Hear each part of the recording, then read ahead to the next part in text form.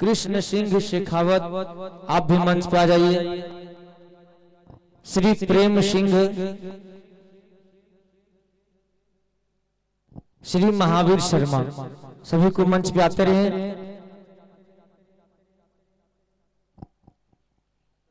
सबों को महाराज जी दुपट्टा देकर के सम्मानित कर रहे हैं। सबों के नाम पर जोरदार तालियों का स्वागत। आते रहे महाराज जी सबों को दुपट्टा देकर के सम्मानित कर रहे हैं, आशीर्वाद दे रहे हैं। जोरदार तालियों का स्वागत।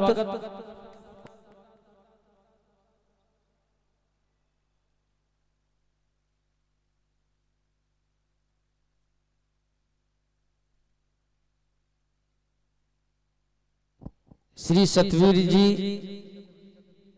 और प्रेम पारिक, सभी को आते रहे, आ जाइए मंच पे। श्री मोहन पारिक, आप भी आ जाइए।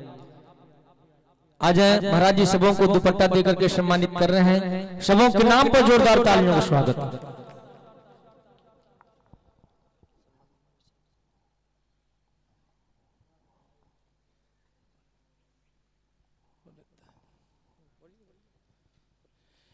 ओम गुरुर्ब्रह्मा गुरुर्विष्णु गुरुर्देवो महेश्वर गुरुर साक्षात् परब्रह्म तस्मै श्री गुरुवे नमः।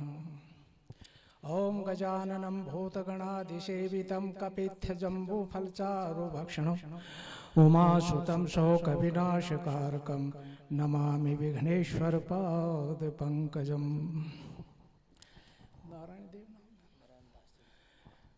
परमादरणीय परम संत श्री नारायण देव सार्धम समागताः सर्वे शिष्याः सेवकाः गौशाला वरिष्ठ सभायाः सर्वे सदस्याः ग्रामाध्यक्ष महोदय ग्राम अध्यक्ष सस्य सहयोगी पंचायत सदस्याः अस्मिन् विद्युत संचालने सहायक पत्रकार बांधवाः मातृशक्ति अस्मिन् ग्राम सतनाली ग्रामस्य समीपतः अन्येभ्यः ग्रामेभ्यः समागतः सनातन धर्म प्रेमयः सर्वे गणमान्यः भो परम संतः भवतः असीम कृपा अस्ति भवान् अस्माकं ग्रामे समागतः अस्ति। सप्तदिवसात् प्रायशः सप्तदिवसात् आरभ्य अद्य दिनं यावत् श्रीराम कथायाः प्रसंगवर्णनं दृष्टान्तम् अनेकाः अकथयत् भवता मार्गदर्शनम् अकरोत्। अस्माकं जीवनं सरलः भवेत् एतादृशी अस्माकं वाञ्छा अस्ति। परम संतः एते इमे सेवकाः पुनः भवतां सर्वेषां समक्षे प्रस्तुवन्ति प्रार्थनां करिष्यन्ति पुनः आगमनाय तस्मिन् ग्रामधामे सतनाली उपनगरे आगत्य पुनर्कथां श्रावयिष्यति। भो परम संतः सर्वप्रथमः भवतः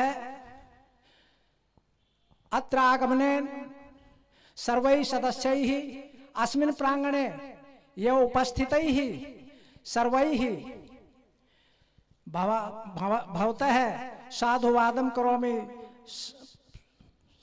स्वागतं करोमि, अभिनन्दनं करोमि। पुनः आगमनाय प्रार्थनां करोमि। एतत् अस्माकं वाञ्छां श्रुत्वा अभिज्ञाय पुनः आगमिष्यति और अस्माकं जीवनं सरलं कर्तुम प्रयासं करिष्यति भवतः कृपा सदैव परिपूर्णः भवेत्। जय तो नारायण देव है, जय तो सतनाली उपनगरम, जय तो सनातन धर्म है, जय तुम सर्वे भक्ता। धन्यवाद। बहुत सुंदर भाव, जोरदार तालियों को स्वागत। अब श्री मांगेराम शर्मा बांस से आएंगे और ये महाराज जी को अंग वस्त्र देकर के स्वागत कर रहे हैं। इनके नाम से जोरदार तालियों को स्वागत।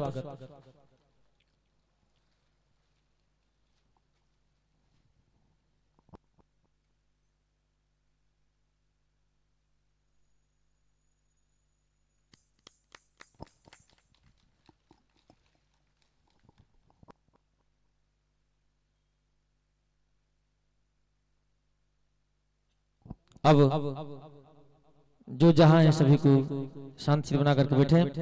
श्री राधे।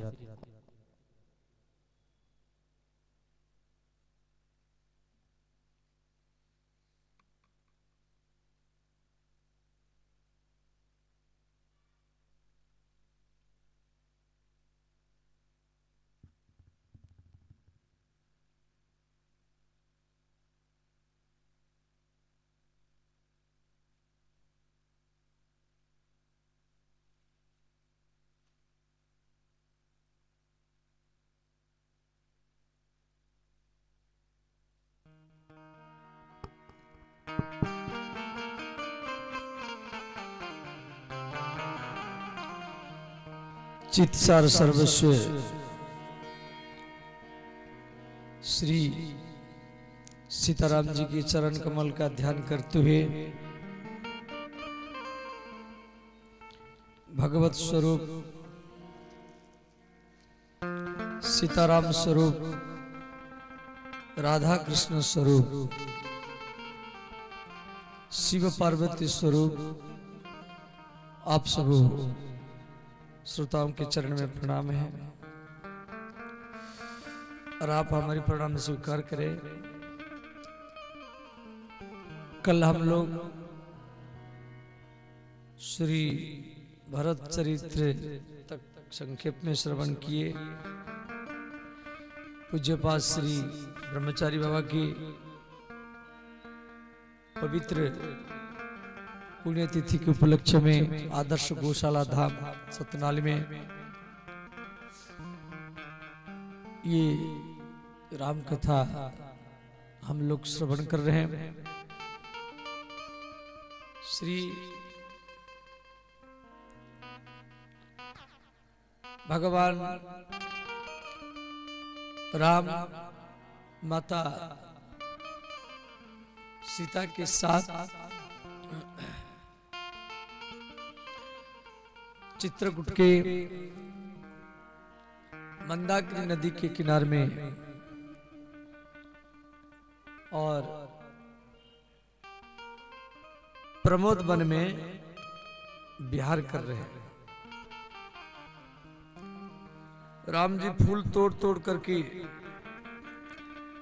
माता सीता को सजा रहे हैं। उस समय इंद्र का पुत्र जयंत सुरपति सुतधरी बायस बेसा सठ चाहत रघुपति बल देखा।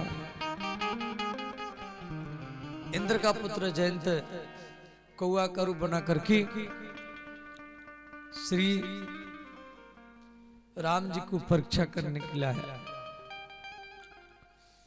तो माता सीता के चरण में वो चोंच प्रहार किया। भगवान राम लेटे हुए हैं। राम जी की मस्तक सीता माता की गोदी में है और खून बहता हुआ जब राम जी के पीठ में स्पर्श हुआ तो राम जी देखे खून बह रहा है। तो राम जी एक सीख एक घास को अभिमंत्रित करके छोड़े और जयंत भाग रहा है। उसका पीछे पीछे राम जी का बाण भी भाग रहा है। अंत में जयंत इंद्र की शरण में, ब्रह्मा विष्णु शिव की शरण में गया, कोई भी नहीं बचाया। रास्ता में नारद जी मिले, नारद देखा विकल जयंता, लागी दया कोमल चित संता। नारद जी बोले, जयंत तू जिसका अपराध किया है उसकी शरण में जा। तो जयंत ने कहा, क्या राम मुझे शरण में लेंगे? नारद ने कहा, तुझे राम को परीक्षा करना था, अब तो तुझे मालूम पड़ गया। जिन राम के बाण से कोई भी बचा नहीं पाया, अब उनके स्वभाव को देखो, जाओ उनकी शरण में। तो जयंत भागता हुआ आया, सीता माता के चरण में आकर के गिरा। माता सीता उठा करके राम जी के शरण में लिटा दी। श्री राम जी एक नयन करी तजा भवानी। श्री कौआ को एक आंख में दिखाई देता है, ऐसे तो है उसका दो आंख, परंतु एक साथ में दो आंख में देख नहीं सकता। उसके बाद में श्री अत्रि मुनि के आश्रम में राम जी पहुंचे। महर्षि अत्रि मुनि जो अनुसुया के पति है, अनुसुया माने न असूया। असूया शब्द का अर्थ है ईर्षा, जिसके अंदर में ईर्षा न हो, द्वेष न हो, उसको अनुसुया कहा जाता है। और उसको अत्रि मुनि मिलते हैं। अत्रि माने नौत्री, माने जो गुणातीत, सत्तर तम से ऊपर हो जाए उसको अत्रि मुनि कहा जाता है। तो श्री अत्रि मुनि यहाँ पर राम जी का स्तुति किए हैं। माता अनुसुया देवी सीता को कुछ प्रतिव्रता धर्म के बारे में शिक्षा दी है। ये कथा मैं आपको पहला दिन चर्चा मैंने हम लोग को सुना चुके हैं। अब अनुसुया के आश्रम से राम जी आगे जा रहे हैं। श्री विराध का वध करते हुए सरभंग मुनि के आश्रम में पहुंचे। सरभंग मुनि जो यमराज को कई बार वापस कर चुके थे काल को, परंतु राम के इंतजार में वो थे। तो राम जी के सामने वो भेद व्यक्ति को प्राप्त किए और वैकुंठ धाम को गमन किए। उसके बाद में श्री राम जी सब ऋषि मुनियों के आश्रम में पहुंचे। सब ऋषि मुनि राम जी का स्वागत किए। अस्ति समूह देखी रघुराया, पूछी मुनि लागी अति दाया। निशिचर निकर सकल मुनि खाए, सुनी रघुवीर नैन जल छाए। हड्डियों के पहाड़। राम जी पूछे सब, तो ऋषि मुनि बोले सब राक्षस लोग ऋषि मुनियों को खाए हैं, उनके सब हड्डियों का पहाड़ है। भगवान राम के आंखों में आंसू भर गया। राम जी प्रतिज्ञा किए, निशिचर ही न करहूं, मही भूज उठाई पन कीन। भगवान हाथ उठा करके प्रतिज्ञा किए कि संपूर्ण पृथ्वी को मैं निशिचरहीन, राक्षसहीन, भ्रष्टाचारहीन और आतंकवादी रहित बना दूंगा। उसके बाद में श्री सुतीक्षण मुनि के आश्रम में पहुंचे। अगस्त मुनि के शिष्य सुतीक्षण। देखो ये सब कथा में संक्षेप में बोल रहा हूं कि कथा जी बहुत लंबा है। अब ऐसे थोड़ा सा स्पर्श करते हुए हम आगे बढ़ते जाएंगे। और सुतीक्षण मुनि जो अगस्त मुनि के शिष्य है, राम लक्ष्मण सीता जब उनके पास पहुंचे और बोले वर मांगो, सुतीक्षण मुनि बोले भगवान ना मुझे भक्ति चाहिए, ना वैराग्य चाहिए, ना ज्ञान चाहिए। अब भक्ति के स्वरूपा माता जानकी, ज्ञान के स्वरूप राम और वैराग्य के स्वरूप लक्ष्मण है। तीनों सुतीक्षण मुनि के सामने खड़े हैं। तो सुतीक्षण मुनि राम जी को मांगे अभिमान, जो भगवान मुझे अभिमान चाहिए, अभिमान। अब बताओ, अभिमान अभिमान अहंकार को नष्ट करने के लिए हम साधु संत और राम कथा श्रवण करते हैं, परंतु सुतीक्षण मुनि यहाँ राम जी को अभिमान मांगे हैं। असभिमान जाई जनी मोरे, अस अभिमान जानी जन मोरे, अस अभिमान जाई जनी मोरे, अस अभिमान जाई जन मोरे, में से बक रघु पति पति बोर, मैं सेवक रघु पति पति मोरे, श्री राम जय राम जय जय राम, श्री राम जय राम जय जय राम।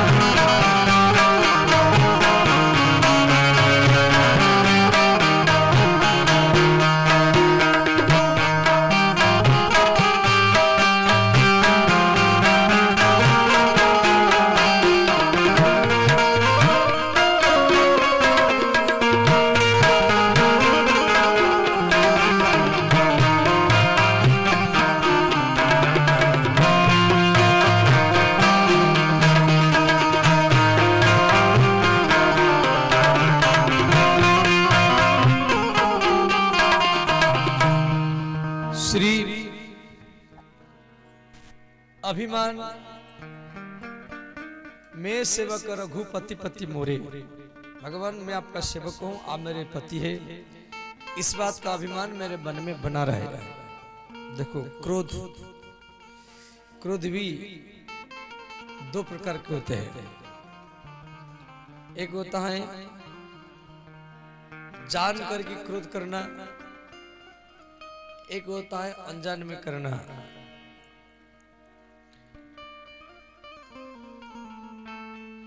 क्रोध व्यक्ति जब करता है तो उसका शरीर हिलेगा, रोम सब खड़े हो जाएंगे, आंख लाल हो जाएगा, नाक से गरम गरम सांस निकलेगा, माथा में कालापन छा जाएगा, फिर गाली देगा, डंडा उठाएगा, इधर से दो चार बचाव करने के लिए आएंगे, उधर से दो चार बचाव उसको छुड़ाने के लिए आएंगे, फिर कोई बंदूक उठाएगा, कोई फायरिंग करेगा। मैंने एक क्षण का क्रोध, फिर उसके बाद में केस होगा, कोई इधर उधर छुपेगा, फिर जेल में जाएंगे। एक व्यक्ति जेल में चला जाता है, सारा परिवार के लोग उसके पीछे लगे रहते हैं। रुपया कमाते जाओ, वकील जज का पीछा करते जाओ, सारा परिवार का रुपया, सोच, विचार, समय उसके पीछे सब लगाते हैं। एक क्षण का क्रोध व्यक्ति को 20-25 साल तक फंसा देता है। इसीलिए व्यक्ति को कभी क्रोध करना नहीं चाहिए। अब यहाँ प्रश्न करेंगे, भाई यदि क्रोध करना नहीं चाहिए तो क्रोध का उत्पत्ति क्यों हुआ? क्रोध का सदुपयोग करना चाहिए, उसको ठीक जगह में लगाना चाहिए। यदि क्रोध का सत उपयोग करेंगे, उसको ठीक जगह में लगाएंगे, तो भी आपके ऊपर भगवान भी प्रसन्न होंगे। जैसे विश्वामित्र मुनि हरिश्चंद्र के ऊपर क्रोध किए, परीक्षा लिए। जो विश्व का मित्र है, विश्वस्य मित्र इति विश्वामित्र, और वो विश्वामित्र हरिश्चंद्र का कैसे विरोध करेगा? विश्वामित्र मुनि जान करके हरिश्चंद्र के ऊपर क्रोध किए हैं। भले सब समाज मेरा निंदा करे, बुराई करे, जो हरिश्चंद्र का चरित्र सुनता है वो विश्वामित्र को गाली देता है। देखो, हरिश्चंद्र के सम्मान को बढ़ाने के लिए एक सत्यवादी, दान परायण व्यक्ति का व्यक्तित्व समाज में फैले, समाज उसको शिक्षा प्राप्त करे, तो हरिश्चंद्र को सम्मान मिला, प्रतिष्ठा मिला, परंतु विश्वामित्र को भगवान राम ही मिला। स्वयं परमात्मा राम के रूप में विश्वामित्र का शिष्य बनता है। दुर्वासा ऋषि जो दूब घास खाते हैं, रोटी सब्जी नहीं पाते, केवल घास खा कर रहते, दोपहर शाम को सुबह घास खा कर रहने के कारण उनका नाम पड़ा दुर्वासा। वो अम्बरीश के ऊपर भी क्रोध किए, भगवान कृष्ण के ऊपर। तो क्रोध, जैसे कोई बच्चा पढ़ता नहीं है, हरदम खेलता रहता है, तो माँ भी क्रोध करती है, एक थप्पड़ा लगा देती है। श्री यशोदा मैया भगवान कृष्ण ने कान पकड़ करके कई बार पीटा है।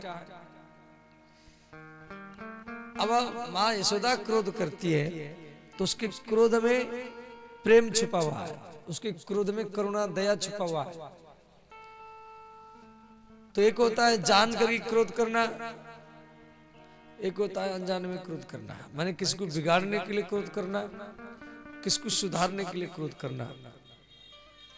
तो यहाँ जो सुतीक्षण मुनि मांगे हैं, अस अभिमान जाई जनि मोरे, मैं सेवक रघुपति पति मोरे, इसको बोलते पराभक्ति, अनन्य निष्ठा। उसके बाद में श्री अगस्त मुनि का आश्रम में राम जी पहुंचे।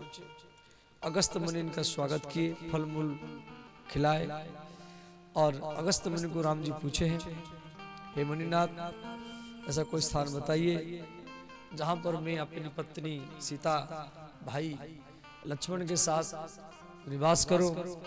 अगस्त मुनि बोले, यहाँ से कुछ दूर पर पंचवटी है। भगवान चित्रकूट से, चित्रकूट है उत्तर प्रदेश और मध्य प्रदेश के बीच बीचा में बांदा जिला में। चित्रकूट का आधा हिस्सा उत्तर प्रदेश से पड़ता है और आधा हिस्सा मध्य प्रदेश से पड़ता है। वहां से चित्रकूट से श्री अगस्त, ये अत्रि मुनि और सर्वंग मुनि, सुतीक्षण मुनि, अगस्त मुनि और सब मुनि ऋषि मुनियों का आश्रम देकर के वो महाराष्ट्र में बॉम्बे के पास नासिक जिला में पहुंचे। नासिक ये बॉम्बे के पास पड़ता है, नासिक जिला। वहां पर गोदावरी नदी है और त्र्यंबकनाथ ज्योतिर्लिंग भी है। वहीं पर ये पंचवटी है, जो गए होंगे देखे होंगे। वहां 5 बट है, जैसे आपका मंदिर के सामने के बट वृक्ष है, तो जहां पर 5 बट वृक्ष हो उसको पंचवटी कहा जाता है। ऐसे भारत में जैसे वृंदावन में बंसी वट है, उड़ीसा में जगन्नाथपुरी में कल्प वट है, प्रयागराज में अक्षय वट है, लंका में निकुंभिला वट है, ऐसे तो बट वृक्ष हर गांव में है, तो ये जो पंचवटी 5 बट वृक्ष है अभी भी है, कभी जाके आप दर्शन करना। गीधराज से भेंट भई बहुविधि प्रीति बढ़ाई, गोदावरी निकट प्रभु रहे परन गृह छाई। तो श्री पक्षीराज गिद्धराज से राम जी का भेंट हुआ। गिद्धराज ने परिचय दिया, मैं गिद्धों का राजा हूं, संपाति मेरा भाई है, दशरथ मेरा मित्र है। राम जी अपना परिचय दिए, मैं दशरथ पुत्र राम हूं। तो गिद्धराज राम जी के पास में रहा पेड़ के ऊपर। जब भी राम जी, जैसे ठंडी का समय है, न चादर है न कंबल है, तो गिद्धराज क्या करता था, लकड़ी उठा करके ले आता था, चोंच में चरण में राम जी के लिए आग चिता देता था। जब माता जानकी गोदावरी नदी में नहाने के लिए जाती थी, गिद्धराज जटायु बगल में जाते थे सुरक्षा के लिए, क्यों जटायु सीता को बेटी के समान मानते थे। अब उस समय श्री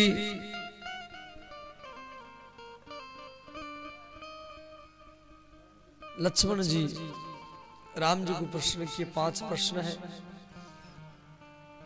पंचवटी में। भैया माया क्या है, ज्ञान क्या है, वैराग्य क्या है, भक्ति क्या है, और ईश्वर जीव में भेद क्या है।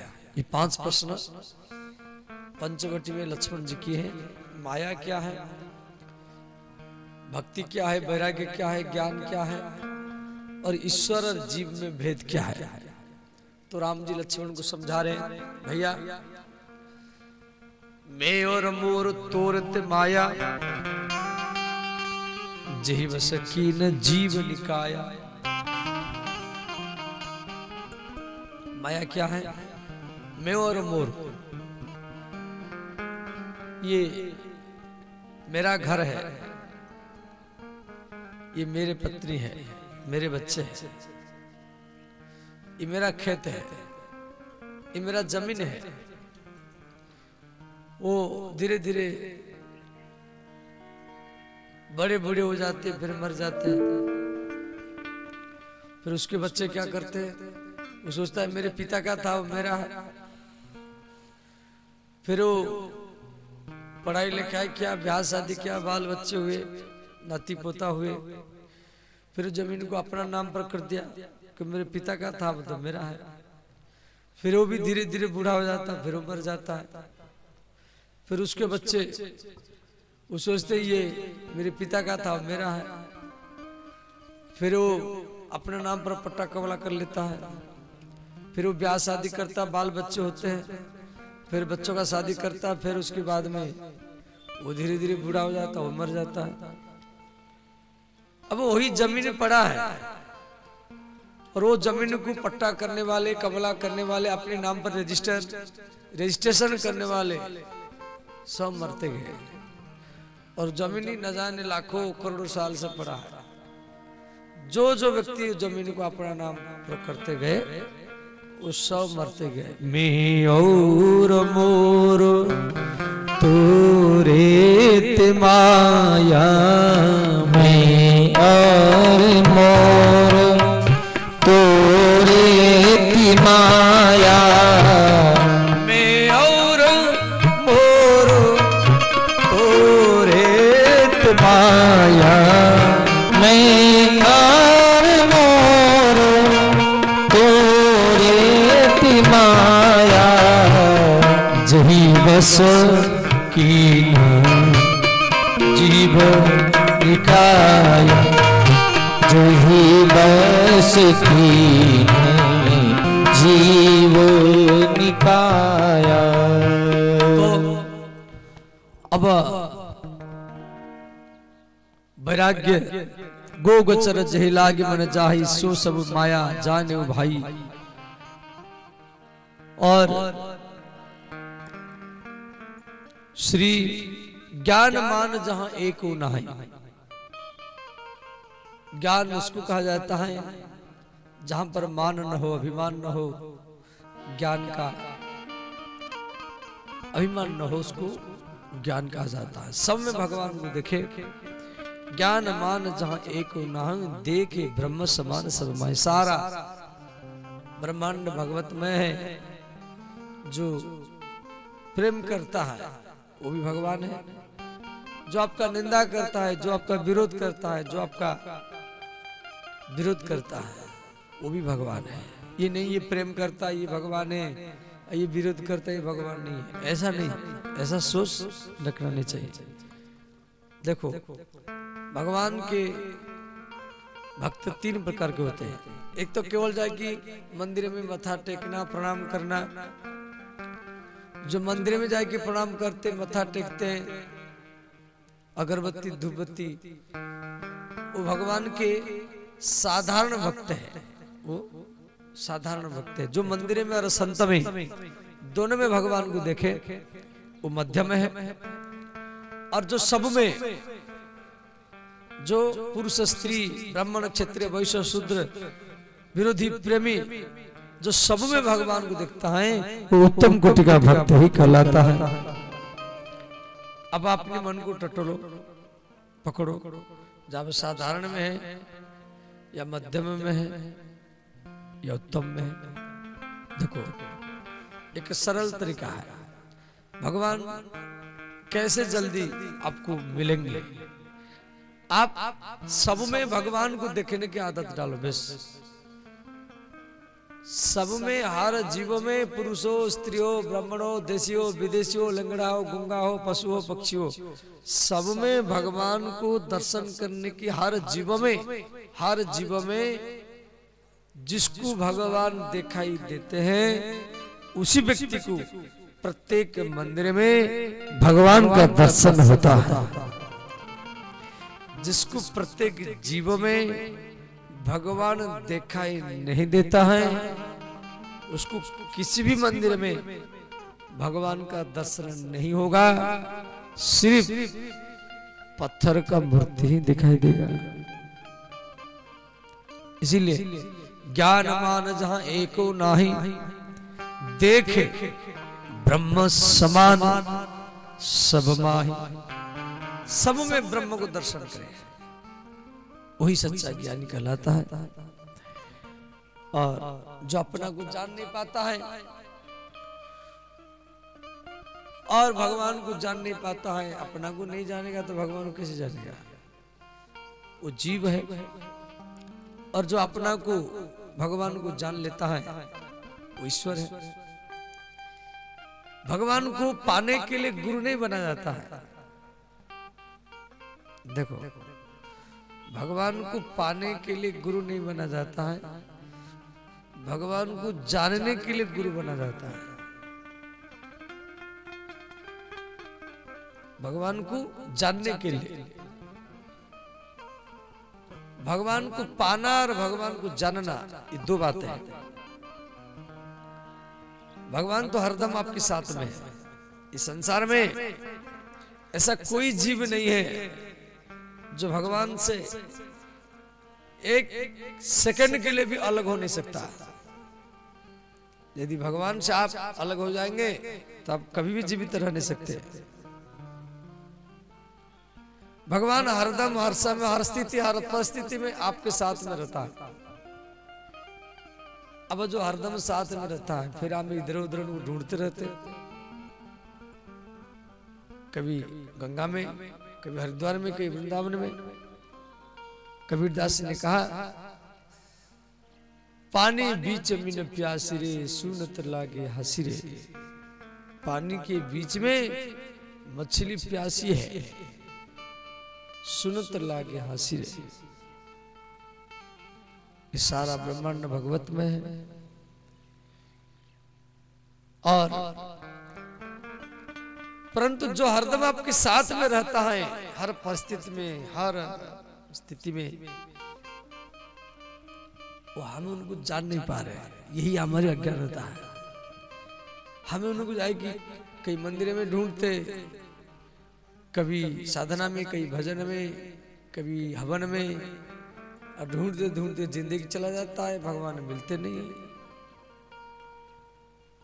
देखो भगवान तत्काल ही दर्शन देंगे, सिर्फ आप एक जानने वाला का संगत करना पड़ेगा। सोई जाने जेहु देहु जनाही, जानत तो तुम ही हो ही जाई। भगवान का दर्शन तत्काल कैसे होगा? जब आप भगवान के हो जाए। हम लोग पूजा करते हैं, सत्संग करते हैं, परंतु हम लोग भीतर से भगवान का नहीं है। सूत्र क्या है? आप जिसी का होंगे आपका मन उधर ही भागेगा। आप बच्चों के होंगे तो मन बच्चा की ओर भागेगा हरदम। आप किसी स्त्री के होंगे तो आपका मन स्त्री की ओर भागेगा। किसी पुरुषों के होंगे तो मन पुरुष की ओर भागेगा। आप रुपया के होंगे तो मन रुपया की ओर भागेगा। यदि आप सम्मान प्रतिष्ठा का होंगे तो हरदम मन सम्मान प्रतिष्ठा की ओर भागेगा। यदि आप भीतर से राम के होंगे तो मन राम की ओर ही भागेगा। अब अपने मन को टटोलो, आपका मन सहज में किधर भाग रहा है? आप पूजा करने पर भी राम जी दर्शन भी हम देंगे तो भी हम बोलेंगे मुझे वो चाहिए, तो आपका मन उधर है। राम जी दर्शन भी दे देंगे तो भी व्यक्ति दर्शन का लाभ उसको मिलेगा नहीं। क्यों? उसका मन दूसरे में लगा हुआ। श्री तो ज्ञान, ये जीव और ईश्वर में जो भेद को जान लेता है, इसको ईश्वर कहा जाता है। मम गुण गाव तो पुलक शरीरा, भक्ति क्या है? भगवान के चरित्र को सुनना। आप जो कथा सुन रहे हैं तो कान के द्वारा भगवान का पूजा कर रहे हैं। मैं बोल रहा हूं तो मैं मुख के द्वारा भगवान का पूजा कर रहा हूं। अच्छा, हम लोग केवल सोचते हैं फूल चढ़ा दो, अगरबत्ती चढ़ा दो, पूजा है। नहीं, ये सामान्य पूजा है।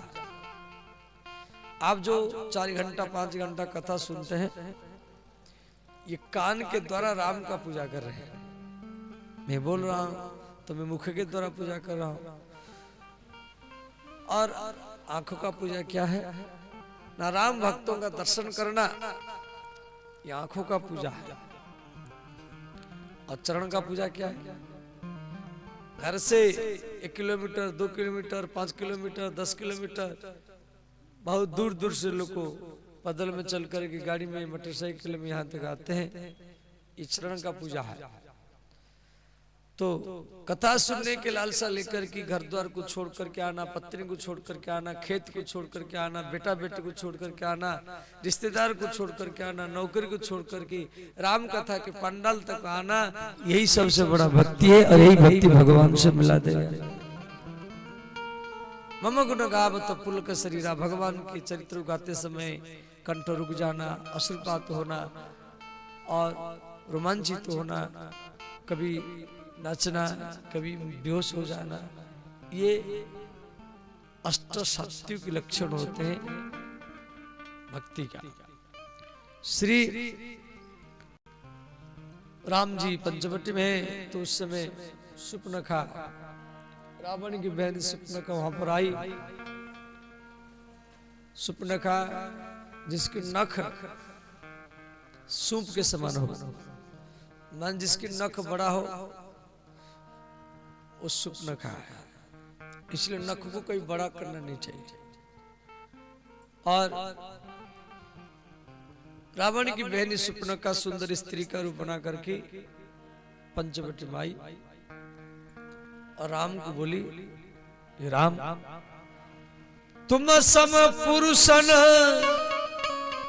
मो सम नारी,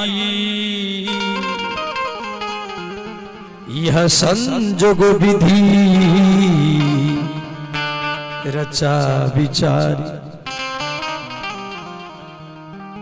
सुपनखा बोली, आपके समान कोई पुरुष नहीं, मेरे समान कोई स्त्री नहीं। ठीक है, राम के समान कोई पुरुष है ही नहीं है, ये बात भी ठीक है।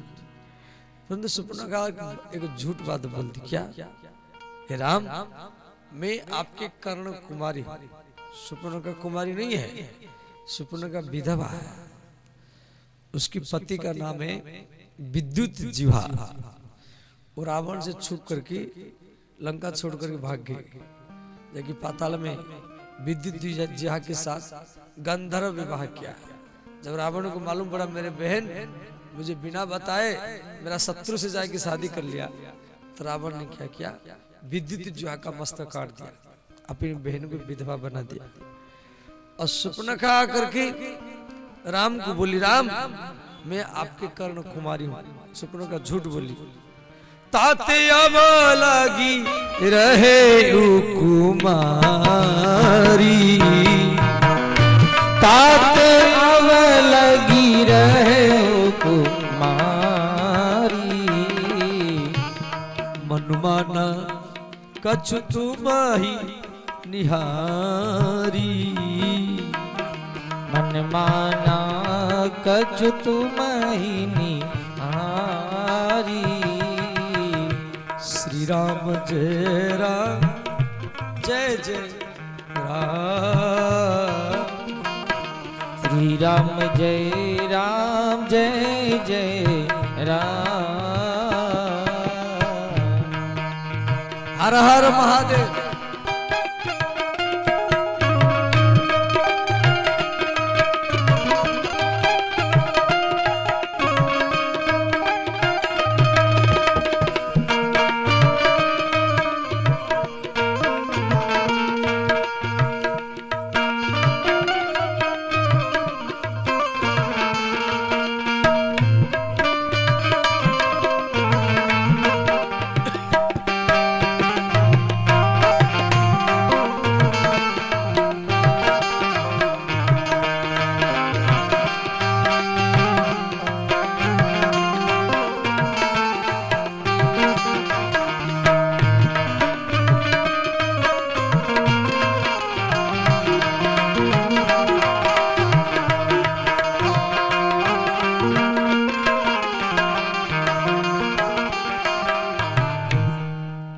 सुपर्णखा बोली, राम मैं आपके कर्ण कुमारी हूँ।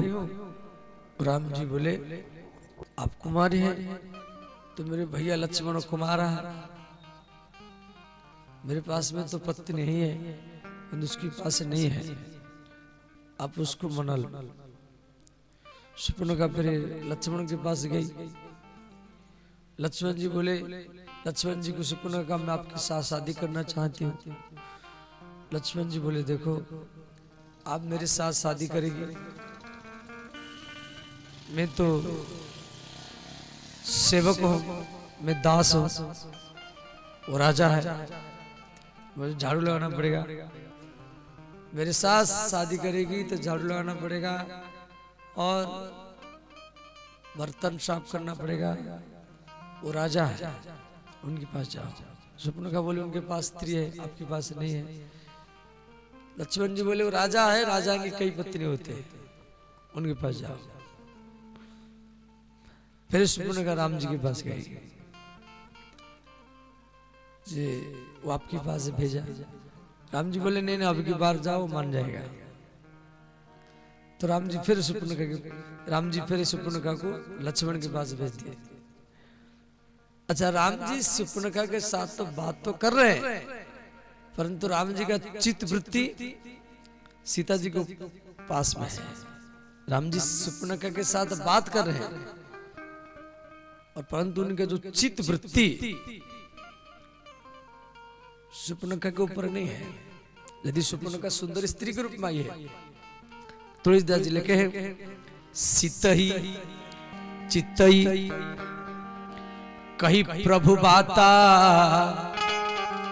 अहि कुमार मोर लघु भ्राता।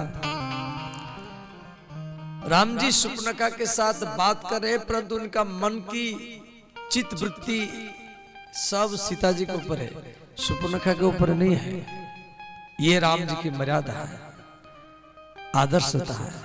आपके जीवन में ऐसा कोई सुंदर पुरुष या कोई सुंदर स्त्री आपके सामने आ जाए और आपके मन को बार बार आकर्षित करना चाहें, उस समय आप अपनी पत्नी का याद कर लेना, यही सबसे बड़ा संयमता स्वभाव। अपनी पति का याद कर लेना, यही सबसे बड़ा संयम। ये राम का आदर्श चरित्र है।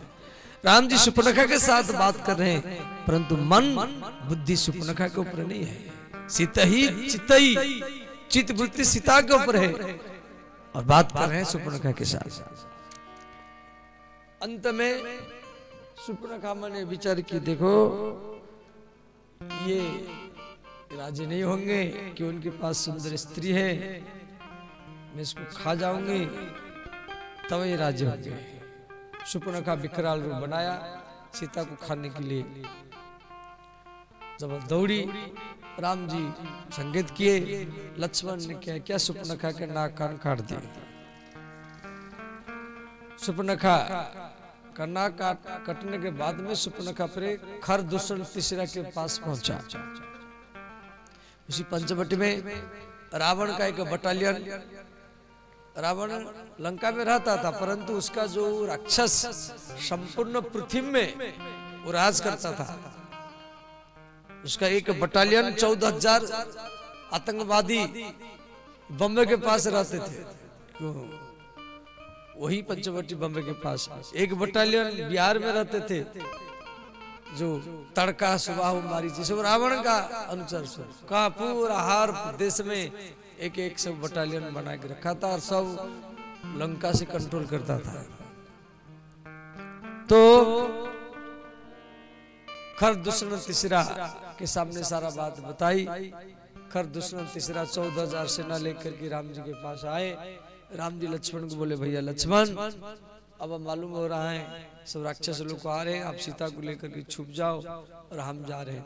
राम जी अकेले गए तो राम जी खड़े रहे।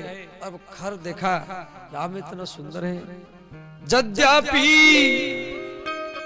भगिनी कीनी कुरूपा, यदि मेरे बहन सुपर्णखा के नाक कान काटा है, फिर भी बधलायक नहीं पुरुष अनूपा, ये मारने योग्य नहीं है। इतना सुंदर पुरुष तो ये खरने का राम, आपके पास में कोई सुंदर स्त्री है, आप उस स्त्री को दे दो, हम आपको नहीं मारेंगे। राम जी ऐसे ही खड़े रहे, राम जी कुछ नहीं बोले।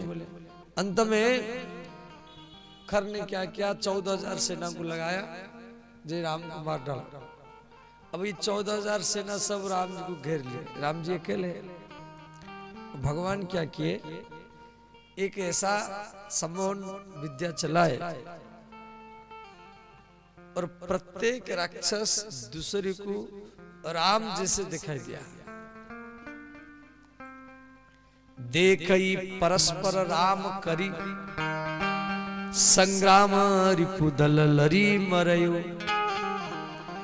ये 14,000 सेना एक दूसरे को राम जैसे दिखाई दिया। बस आपस में लड़ा लड़ी होके जो मर रहे हैं, परंतु जो ओरिजिनल राम वो सबके बीच में खड़ा है। अब खर देख रहा है, भाई मेरे सेना आपस में लड़ करके मर रहे हैं, परंतु जो वास्तव राम है वो तो बीच में खड़ा है। उसके बाद में तीसरा के साथ दो खर दूषण सब राम जी के बाणों में सबको वीर गति प्राप्त। बोली श्री खरारी भगवान की जय। सुपर्णखा जाकर के लंका में सारा बात बताया। रावण जब ये बात सुना, रावण मन में सोचा, जी खर दूषण मोहि समबल बनता, तिन्ही को मारई बिनु भगवंता। मेरे समान बलवान मेरे भाई खर दूषण है और उनको भगवान के बिना कोई मार नहीं सकता। महाविष्णु अवतार लिया है, सुर रंजन भंजन मही भारा, जो भगवंत लीन अवतारा। परंतु मेरा तामसिक शरीर है, वही न भजन न तामस देहा, मन क्रम वचन मंत्र दृढ़या।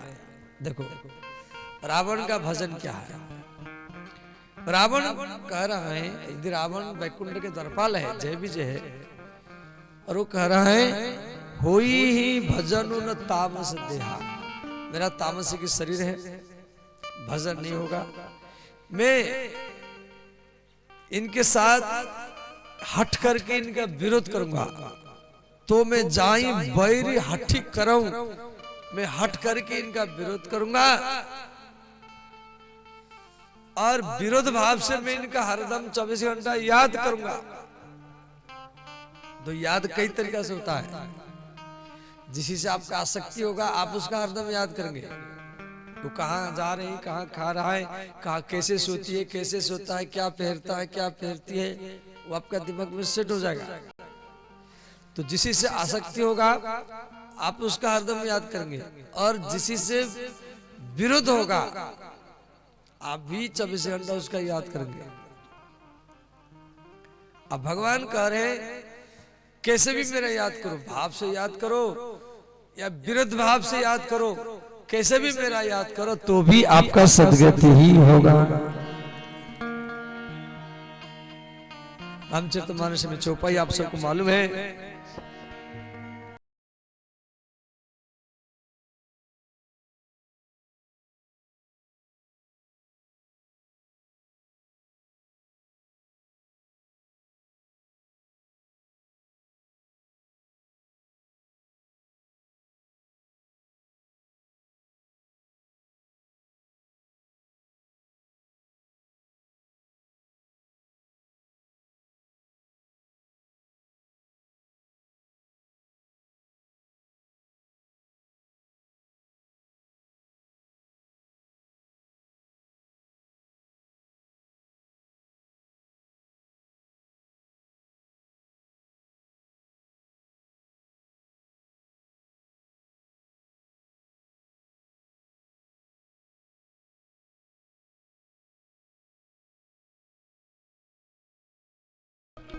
तो मैं जाई बैरहठी करहूं,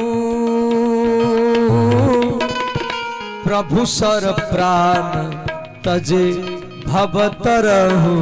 राम सिया राम जय जय राम, राम सिया राम जय जय राम। अंत में रावण मरीच के पास गया, कहा मरीच मैं पंचवटी जाऊंगा सीता का हरण करने के लिए, आपको मेरा साथ देना पड़ेगा। मरीच ने कहा महाराज राम मेरे माँ ताड़का को मारा, मुझे मालूम है, वो बिना फन के बाण मार करके मुझे लंका में पहुंचाया, ये काम मैं नहीं करूंगा। तो श्री रावण तलवार उठाया मारीच का मस्तक काटने के लिए। मारीच सोचा यदि मैं नहीं जाऊंगा तो रावण मेरा मस्तक काटेगा,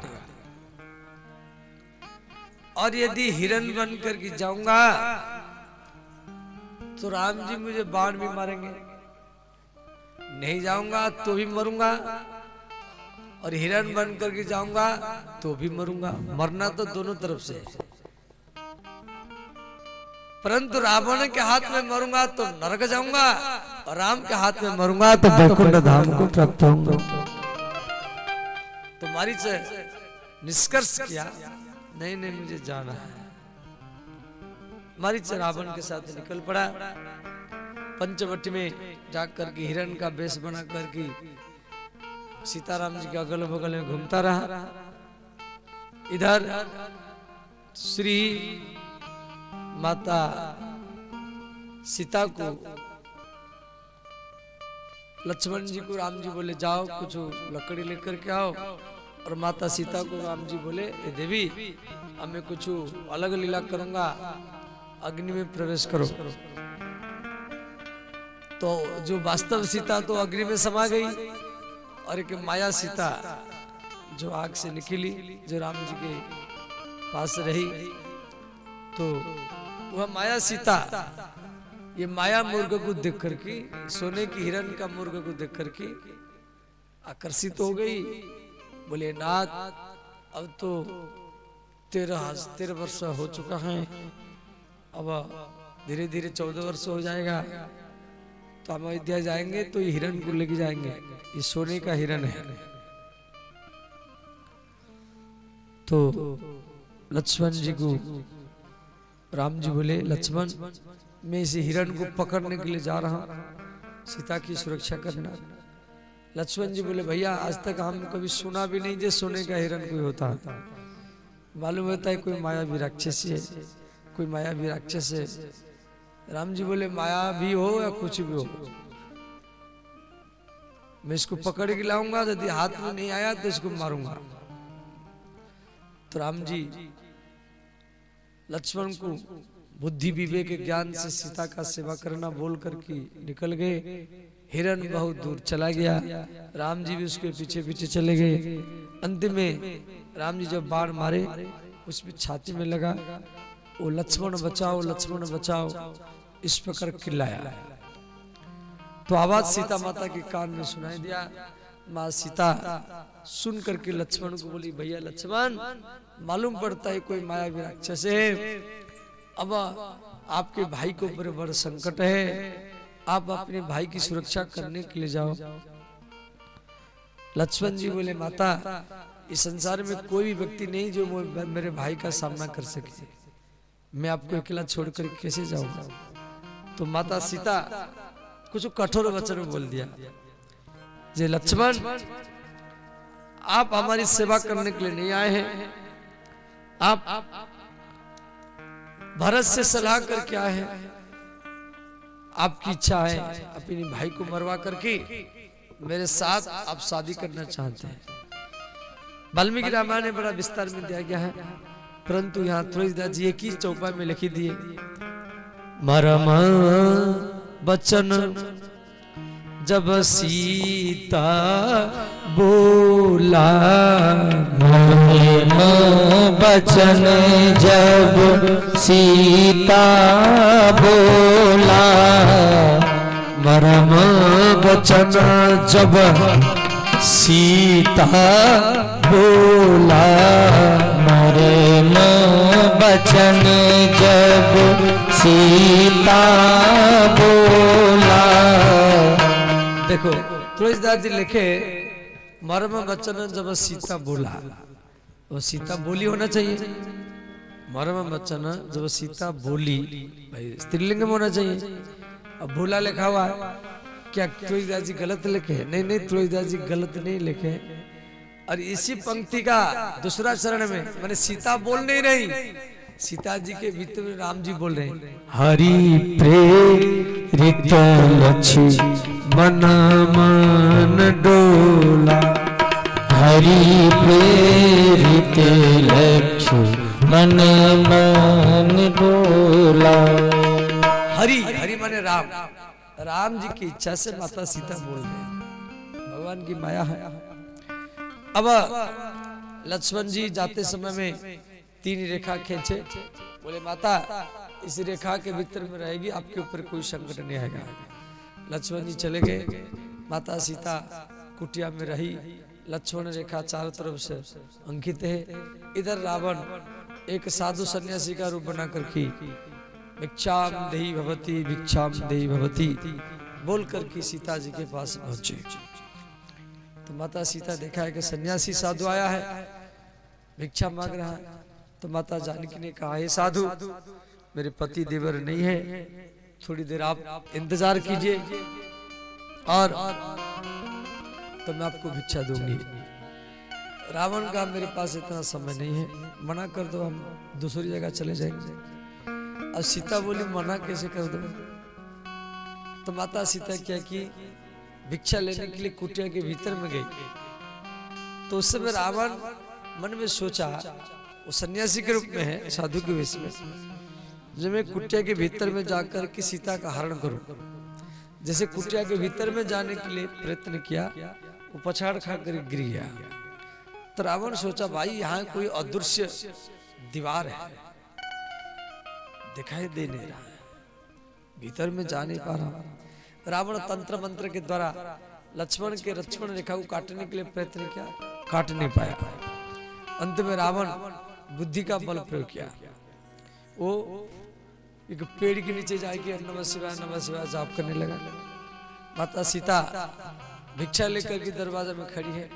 सीता माता बोली, हे साधु, हे सन्यासी, मेरे पति एक रेखा खींचे है, मैं बाहर जा नहीं सकती, आप यहाँ आ जाओ, भिक्षा ले जाओ। रावण साधु वेश में कहा, देखो हम इतना दूर से आए हैं और आप थोड़ा दूर नहीं आ सकती, हम इतना दूर से आए हैं भिक्षा लेने के लिए, आप थोड़ा सा दूर आ नहीं सकती, मना कर दो, हम चले जाएंगे। अब माता सीता बोली, मना कैसे कर दो। अंत में माता सीता अपनी दरवाजा से आया हुआ भिखारी को वापस नहीं कर सकती, इसलिए लक्ष्मण का रेखा को उल्लंघन करके रावण के पास आई।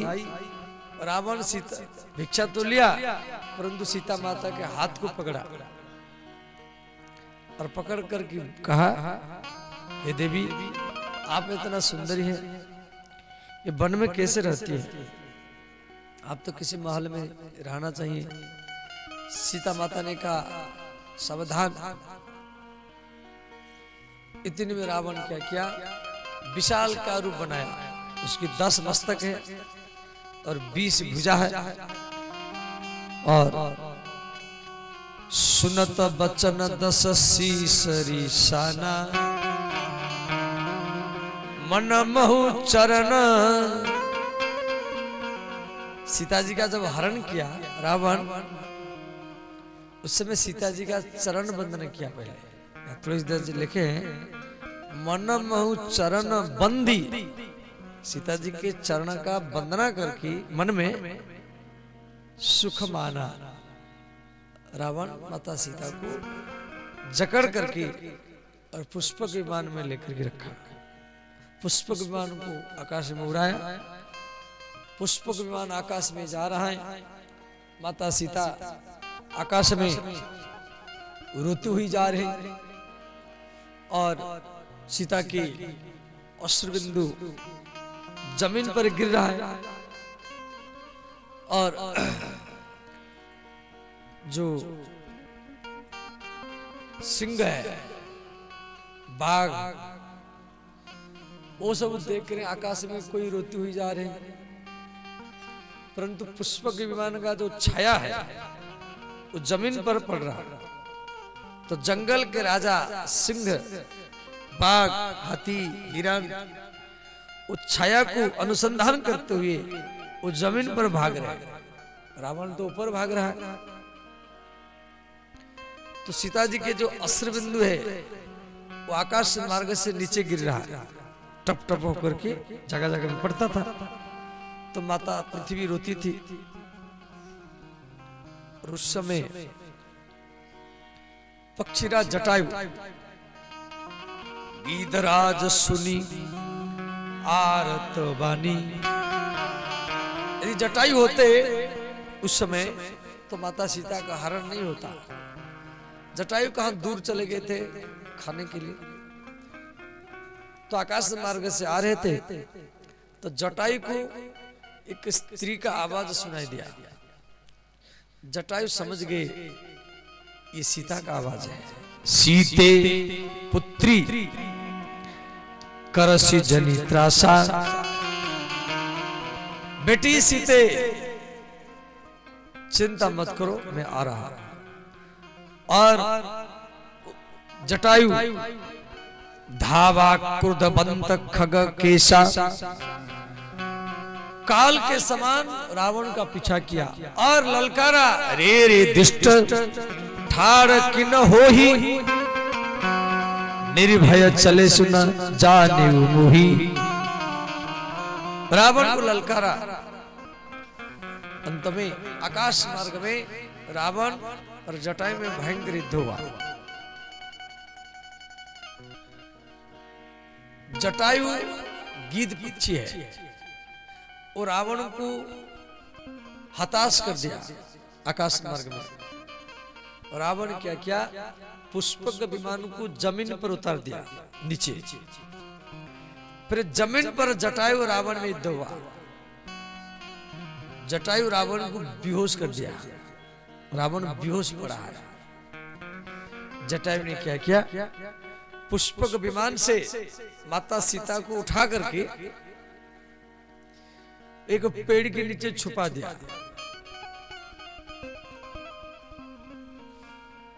अब उसके बाद में रावण होश में आया, देखा सीता नहीं है, तो रावण क्या किया, चंद्रहास्य तलवार उठाया, जो महादेव भगवान शिव जो तलवार रावण को देते थे, और उसी तलवार से रावण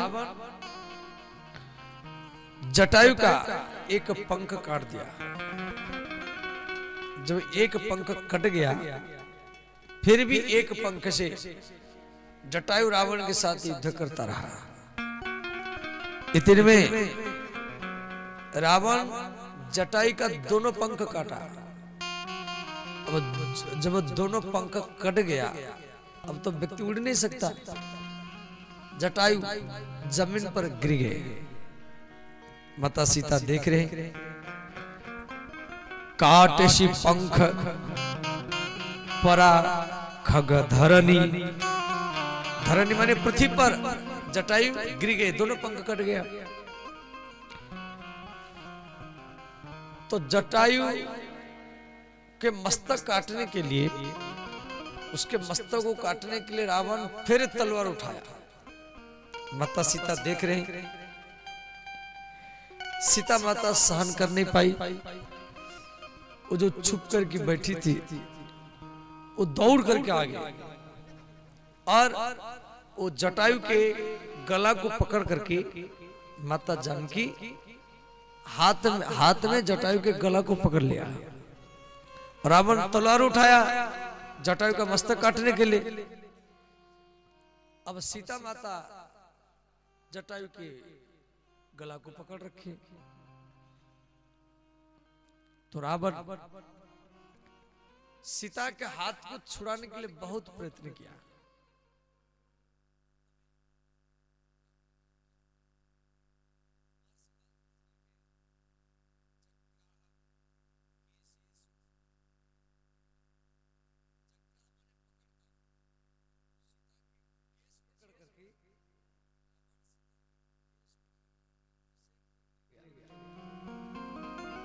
रावण सीता माता के केस पकड़ रखा है और माता सीता जटायु की गला को पकड़ रखी है। तो उस समय जटायु को बड़ा दुख हुआ। जटायु ने कहा, रावण अब बड़े विद्वान है, ब्राह्मण है, आप सीता के केस पकड़ कर ही घसीटते हुए ले रहे। अंत में माता सीता का हाथ छूट गया, सीता का हाथ जटायु से छूट गया। इतने में माता सीता पेड़ को पकड़ लिया और आकाश में भगवान सूर्य रोने लगे। तो सीता सूर्यवंश के कुल वधु है, माता पृथ्वी भी रोने लगी, सीता पृथ्वी की बेटी है। अंत में रावण सीता को पकड़ करके पुष्पक विमान में बैठाया और आकाश में लेकर के चला गया। श्री ऋषिमुख पर्वत के ऊपर विमान गया, फिर समुद्र के ऊपर। तो रावण पहले माता सीता को लेकर के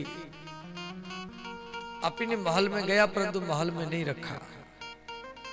रावण के महल से कुछ दूर पर अशोक वाटिका है और उसी अशोक वाटिका में लेके रखा। और इधर माता सीता रोती रही, लंका की जल नहीं पिया, लंका की भोजन भी नहीं किया। और इधर श्री राम जी लक्ष्मण के साथ कुटिया में पहुंचे, देखे सीता नहीं है, तो राम जी लक्ष्मण को बोले, लक्ष्मण देखो देवी सीता शायद गोदावरी नदी में नहाने के लिए गई होगी या जल लेने के लिए गई होगी। लक्ष्मण जी गए, गोदावरी नदी के किनारे माता सीता नहीं मिली। तो राम जी उदास हो गए, लक्ष्मण जी भी उदास हो गए। हर वृक्ष लता में कुंज निकुंज में ढूंढते रहे। पक्षी, हिरण, बाघ, सिंह, हागुन खानी जानकी सीता, रूपशील व्रत नेम पुनीता। जंगल के बाघ, सिंह और राम के चरण को चाटने लगे और चाट करके दक्षिण दिशा की ओर भागे। पक्षियां राम के चारों तरफ घूम घूम करके आवाज करती थी और दक्षिण दिशा की ओर भागती थी। राम जी लक्ष्मण को बोले, लक्ष्मण देखो ये बाघ, ये सिंह क्या बोलना चाह रहे हैं। हे खग, खग माने पक्षी, हे खग मुर्ग है, मुर्ग माने पशु, मधुकर श्रेणी। हे खग मृग है, मधुकर श्रेणी। हे खग मृग है, मधुकर श्रेणी। हे खग मृग है, मधुकर श्रेणी। तुम्हें देखी सीता मृग नैनी, तुम्हें देखी सीता मृग नयनी। इस प्रकार राम लक्ष्मण दक्षिण दिशा की ओर जा रहे हैं। तो जगह जगह में खून पड़ा हुआ है, रक्त बिंदु पड़ा है। तो राम जी लक्ष्मण को बोले, लक्ष्मण देखो भैया, मालूम पड़ता है सीता को कोई खा गया है, कोई राक्षस सीता को खा गया है। ये जमीन पर सब रक्त बिंदु पड़ा है। तो लक्ष्मण राम वो रक्त बिंदु को अनुसंधान करते हुए आगे जा रहे हैं। और आगे श्री गीधराज जटायु पड़ा है, उसका दोनों पंख कटा हुआ।